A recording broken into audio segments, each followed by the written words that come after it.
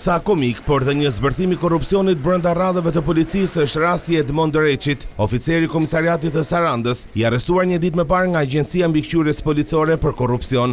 Ruçi kishte informacione për përfshirjen e dy vëllezërve në veprimtari kriminale.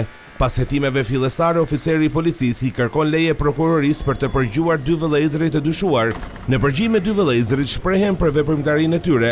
Pas kësaj efektivi Edmond Ruçi takon nënën e tyre ku i tregon për hetimet, përgjigjet dhe i kërkon që djemtë e saj të japin shumë parash nëse donin që të mbyllin hetimet. Gruaja më pas informon dy djemtë e saj ku çdo gjë është e regjistruar në përgjigje.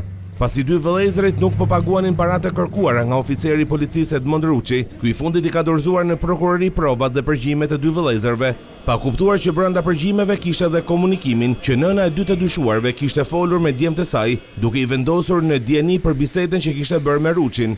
Prokuroria pasi ka zbardhur bisedat ka kuptuar lojën e dyfisht të efektivit, ku menjëherë ka lëshuar urdhër për arrestimin e tij.